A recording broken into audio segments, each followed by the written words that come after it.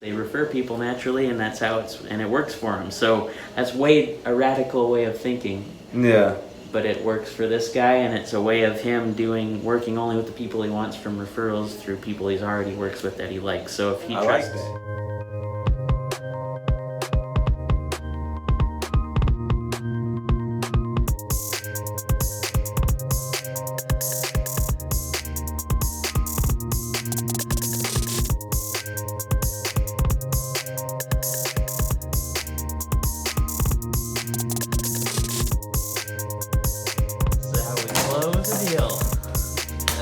What's up?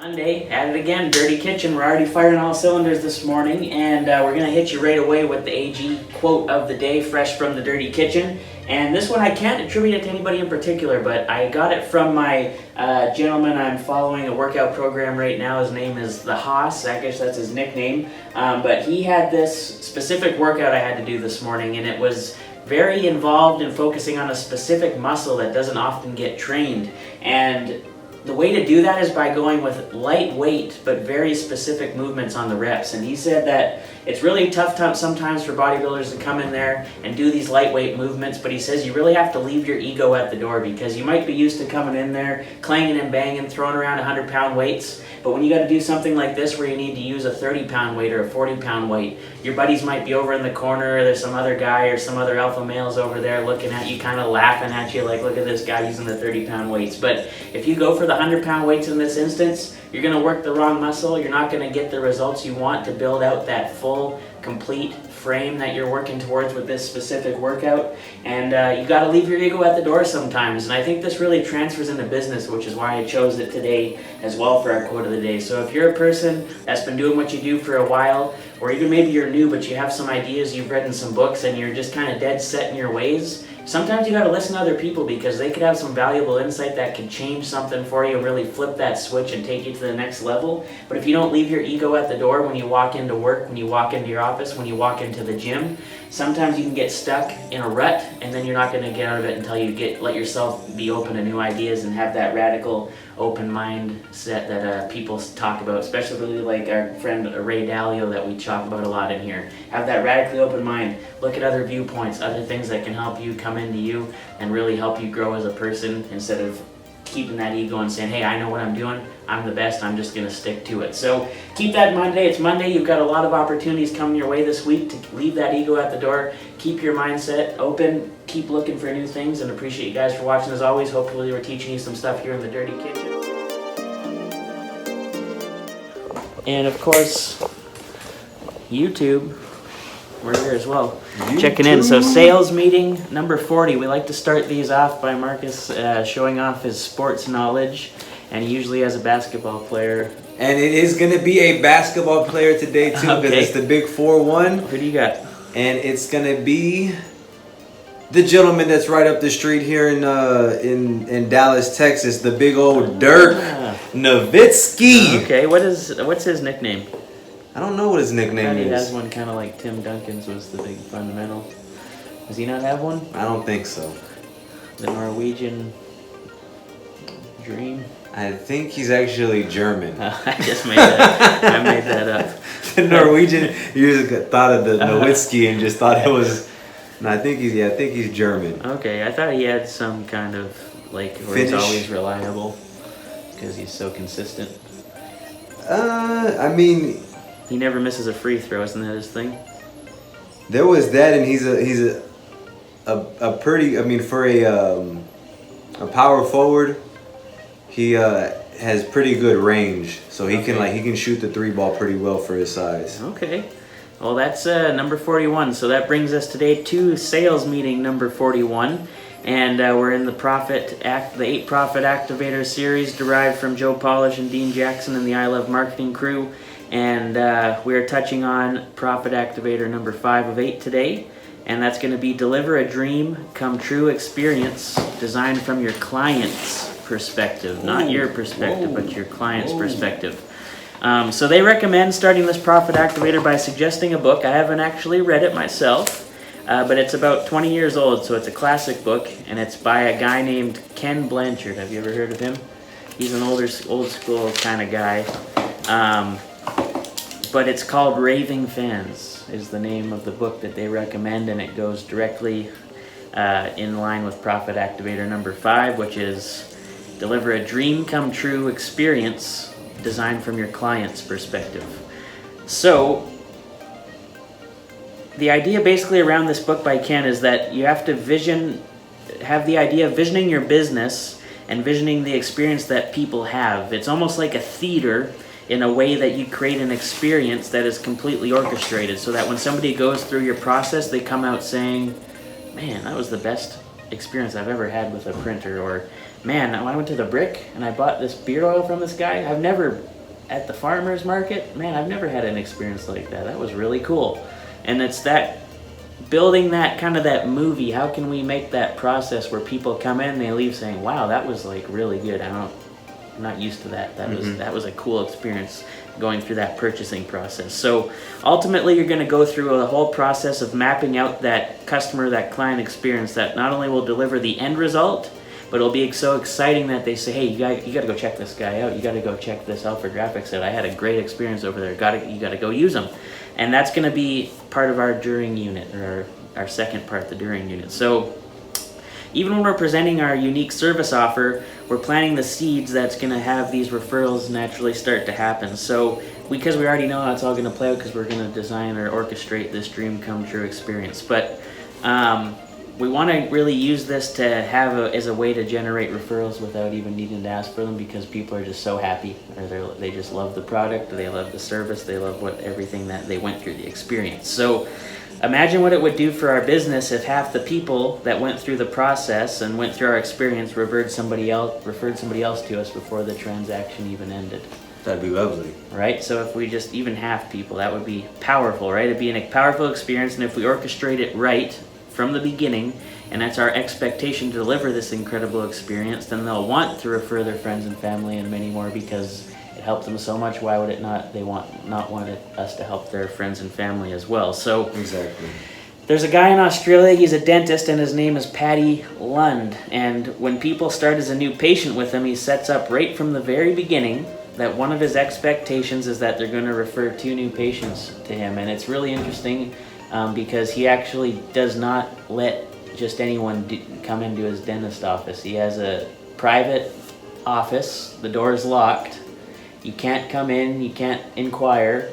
He only works with people that have been referred by his patients. That's the only way he generates business. Well. So he won't let you call up Patty, and he won't take your business unless you've been specifically referred from a current client of his.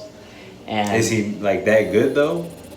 Does it matter? Apparently, because that's what he does. So he delivers a world-class experience, and he doesn't just want to give it to just anybody. He needs it to be a referral because he has clients that he likes to work with. That's it, folks. No more open door. You have to be referred by somebody who's used us before. So you can't come in here through these doors. That's it. And it's his way of weeding out the people that he doesn't want to do business with. But because he's successful and he's built his business in the way that he generated this experience, and people love it so much, they refer people naturally, and that's how it works for him. So that's a radical way of thinking. Yeah. But it works for this guy, and it's a way of him working only with the people he wants from referrals through people he's already works with that he likes. So if he trusts his client and he says, I want you to refer 2 people, but they got to be like you, then he's going to keep those kind of people in his business. So when you start presenting that, when you start bringing it right to the front, right to the beginning of the relationship in the during unit, even when we're presenting that service offer, we're delivering the world-class experience. So there's 3 main types of experiences that a prospect or a client can have. And Joe calls this the happy client experience. So we got to write out 3 faces. So we'll use our door here, or our board. So there's 3 main experiences that a client can have when they walk in the door, when they buy from you. And it can be message. This one. Oh. It can be this one. Or it can be simply that one. So can you guys see that? Yes, you can. So those are the three main experiences someone can have when they decide to do business with us. And so the first one obviously is going to be the unhappy customer or the unhappy client. The second one's going to be the satisfied client, and the third one's going to be the happy client. So I like to refer to clients, so like they say here, this is what we do because of Jay Abraham's preeminent strategy, but we like to refer to them as clients versus customers. And just as a little refresher, a customer implies someone who just buys something from you, whereas a client implies that we have a real relationship with them, and that's where we're trying to help them through a working relationship, not just someone who's making a transaction with us. But basically they can have these three experiences: sad, satisfied, or happy. It's pretty simple. And if they're unhappy, they're not going to do business with us again. As simple as that. It keeps it pretty straightforward. They weren't happy. They might even go to the extent of telling people how crappy their experience was, and then go ahead and bash us on the internet or bash us on social media or just through word of mouth, and that can be really dangerous and debilitating to not just our business, but any business that has bad word of mouth going around. So the second experience is what most business situations really are. Anywhere you buy, anytime people buy from you, it's mostly just going to be that satisfied thing. So we don't want satisfied because all that's doing is they're paying us money. They might come back, they might not, right? But they're just really just having an experience where they get something and the transaction's over and they go their merry way and we go ours. Mm-hmm. And they're not going to become those raving fans, as Ken Blanchard likes to refer to them. Now the third way, we can wow our customers and they can end up with a big smile on their face and say, hey, I got more than I expected from this experience. And the very best way to think of the client experience is to imagine what would be that dream come true experience for them. So that's why think about when we developed our 3X campaign, how cool would it be to get the coolest cards, something that everybody's going to be proud of, mm-hmm. and then at the end they get to go for $50 to Ruth's Chris. Wouldn't that be the most extreme dream come true business card experience anyone's ever had? Exactly. I don't think anybody's bought business cards, got the coolest cards, and then got to have dinner out of it after it was all said and done. So I think that's kind of what we thought about and how we did it, so it's a great way that we put it into action. So we have to begin with that attitude from the beginning. We're going to create the ultimate experience for a client as if we were one of them, and it creates that powerful vision for us to fulfill that and bring it out. So we can have two simple experiences, or it's two simple questions when it comes to the experience that everybody currently has with us. What does everybody love about our purchasing from us, or purchasing your beard oil? Or what does everybody hate about purchasing from us or purchasing your beard oil? And we just have to ask those two simple questions and build out a list, and that process will help us clarify the thinking. And it can really help us get to the next level by focusing in on what people really love or what they would love if it was possible to provide that to them. So this is our opportunity to come up with a dream scenario for our clients, and don't censor ourselves by thinking, we can't do that or that's impossible, but just we'll go crazy, we're going to do this right now. And we can just dream, even if it's a silly idea. We're just going to write some stuff down and see what comes on the paper here. So, and then every time we interact with our clients, we're just going to think of giving them more than they expected instead of less, and what can we do just to go that little extra mile that's going to nurture that lifetime relationship, and it's going to deliver the world-class sales and service that brings them back for more and more, and also helps them refer their friends and family, so we get more business that way too. And it's a simple, like we said, mindset is everything on Friday. It's just a mindset.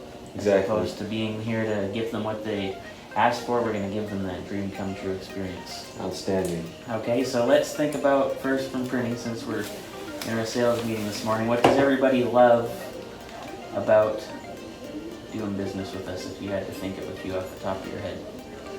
I'll start by saying I think that people love how quick we are. Yes. Fast on most things, maybe not everything, but 70% of the stuff we do is faster than everybody else. So quick delivery of our services. I think they like how engaged we are with them, as far as like if it's just the phone calls or just the meeting face to face with them, like you know what I mean, just like our interaction. It's not just all computerized or email only. It's really a more personal experience. Exactly. Okay, that's a good one. I think we make great quality. Exactly. High quality products.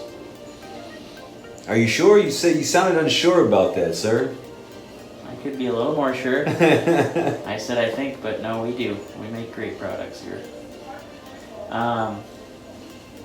What do people love? I think that, like you said, it's personal, and then they do build relationships with us where they can come in and tell us about their day or how whatever. Man, you know, guys, I really need this, and I don't normally ask, but can you help me out with this one? I really need it. Yeah, we can do that for you. We got you. So it's personal, and we have a relationship, not just a transaction, which is why we're calling everybody clients instead of customers.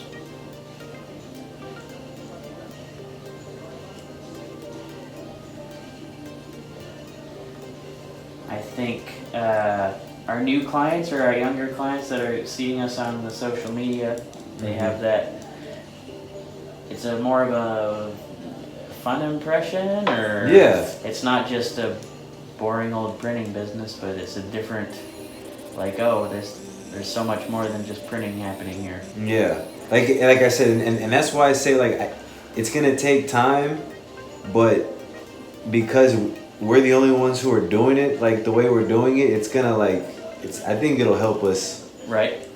You know, in the future. I think we gotta get your face in here a lot more. Okay, but yes, so I think, yeah, so more than just printing.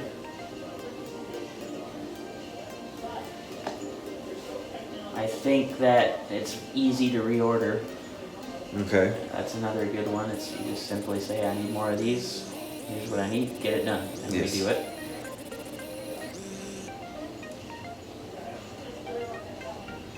Okay, I think that's a good little list. Now let's do it for your beard oil too. So I know you don't have that. We don't have that much to build off of. But from your first few sales experiences, what does everybody love? The first thing that comes to my mind, just thinking from what you tell me, is they say, "Oh man, this smells good." Oh yes. High quality scents, or like they like the scent, which is one of the main purposes of it.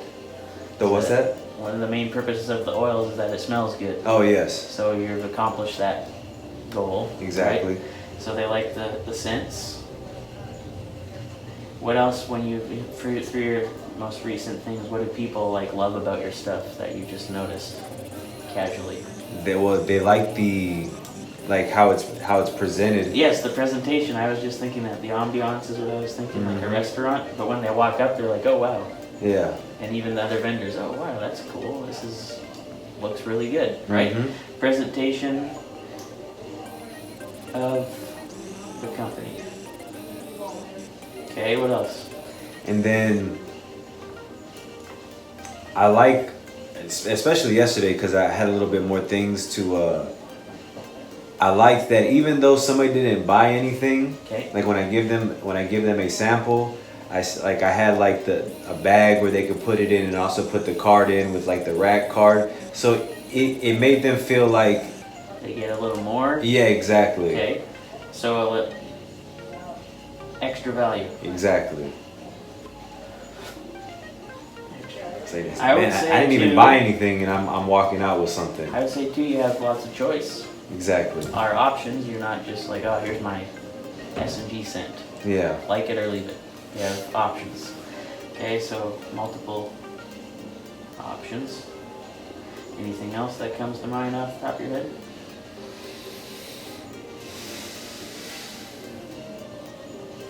I think that's like the bulk of it. Okay. So now, this is the hard one, but we gotta do it. What does everybody hate about our printing experience? So the first thing that I'd say is it has to be done. Maybe there's a better way, but I know that the proofing stage can drag on, can be too much back and forth. So maybe from...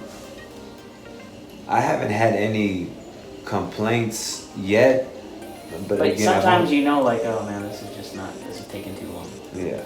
Right? You can just feel it. Yeah, like I don't think I've. And it's not always our fault. Like the lawyers, they just didn't read their stuff. All right, you have to ask them for it 4 times. Hey, can you approve this? Jack, I've sent this thing to you 5 times. Can you approve it? Right? So Jack. maybe there's something we can do. I don't know right now. We don't probably have. This isn't the right discussion yet, but maybe our proofing or concept to proof to approval stages. Proof to approval. Okay. I'm trying to think what else do people really hear that people don't always like. I know, well, yeah, price, but that's, I think since we're trying to focus on being a value business, like adding value, doing the extra mile, high quality, we don't really need to be too concerned about that. It's not something we should focus on. We're not just going to say, well, we could fix that by lowering our prices. Yeah. I don't think we want to tackle that way. So I guess we could say price, but if we added more value, then they wouldn't complain about the price. Maybe that's what we could. Maybe if we made it that dream come true experience. Man, that's expensive, but I just like what I get there, so I'm gonna pay it. Which a lot of people do with a lot of businesses. Exactly. Price. I'll just put price, but we know why. I'll put in brackets. Not enough value.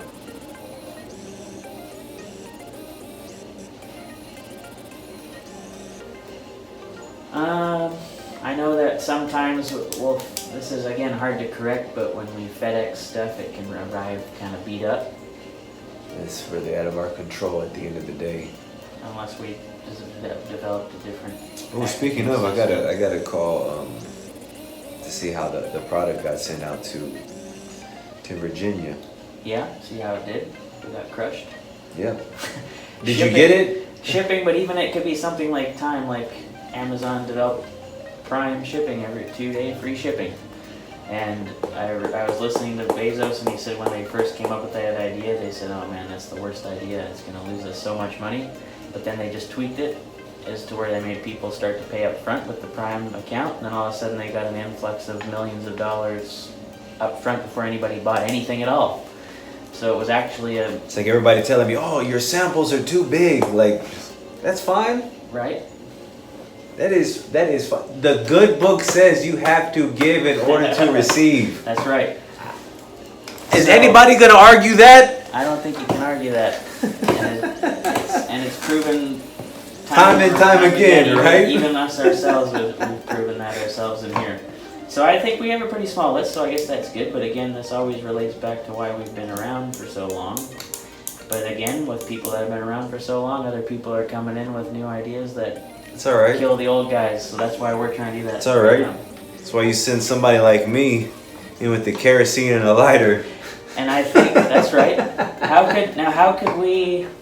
It would be nice to improve our walk-in experience. Yes, of course. There's always room for improvement with that. And one thing we had for a little while was it was simple. We had a little soda machine, but it broke. It was $1 for a ice cold soda. And when people would come in on like 100-degree day, they'd be like, oh man, yeah, I'm gonna get one of those. And they'd give us $1 and we'd give them a can of soda out of the nice little machine on the front. But maybe we could... No, we could do those infused waters. Yeah. You know what I mean? Something like that. I mean... Just something, or even just we could put some new grass. I mean, it's nice that we did the wall. That looks good. And I was also gonna touch on that too. It is a little dated out there. Out front or in here? I mean, in the area? Yeah. So maybe if we maybe had somehow it was a little modernized maybe. Yeah. Especially something especially if we're gonna be like driving in. Just when you walk in. More people, try to gear to our age. You know what I mean? So like, oh man, it's kind of. You got a cheetah print rug? And I'm just not. I know what you're saying. Something, just liven it up a little bit. Mm-hmm. Yep. So I forget what I was listening to, but they were trying to make their business like a destination. And it was a furniture store. And they said, well, there's a furniture store that has an IMAX movie theater in it. And then there's another furniture store that has a climbing wall for the kids while the parents are shopping. They have the kids over at the climbing wall, and then the kids say, oh man, can we go back to the furniture store so I can climb the wall? And it's just a way to change the whole experience and make it a destination. Like, oh man, when we went to that furniture store, we should go back there because it was such a cool place to go to. So that's something completely away from what we offer in our service and our product, but maybe we could be like, hey, that's a cool place to go to, and that it adds to the whole experience. Or like, you know, like how, like maybe like just like a TV, right? But not like showing like TV, but like having like, you know, like how when you go. Thought about using like all the drone videos. Yeah, yes, like yeah. Putting a TV in the corner and then having the drone sitting under there and say, need a drone video, and then we'd have it playing on a loop. Oh, that or just like something with like just, you know, like how when you go to to a restaurant where they have the different menu items flashing across the screen. Yeah, that or like when you go like to the mall or whatever, and they've got like their different like kind of like how just they advertise their business, like, you know, like maybe we can have it to where like the episodes of the Dirty Kitchen come on and they're playing. Yep. You know what I mean? And just, you know, just different kind of feed that goes through it. And have some of those videos where we're flashing the metal cards. Oh, whoa, what are those cards? Oh, well, those are our metal cards. Let me show you. I have some right here. Mm-hmm. Oh, okay. Yeah, that'd be cool. Yeah, so it's simple. You can get a TV for what, $50 now? Probably. And then the one I bought was like 140. It's like 42 inch. Loop it off of YouTube. Yeah, something like that. Apple TV or something. Yeah. There we go. There's some good ideas right there. So the whole point of the message then, I guess, is to think even about your business, but how can you deliver that dream come true experience from the client's perspective? And that's just something to consider. So we know, we've kind of talked about it, we know what people love, what they hate, and it's just a work in progress, but we can continue to build on the good and exit with the bad. Yeah. And that's sales meeting number 41. Kitchen a dirty, the dirty, the dirty. Kitchen a dirty, kitchen a dirty. Kitchen a dirty, the dirty, the dirty. Kitchen a dirty, kitchen a dirty. Kitchen a dirty, the dirty, the dirty.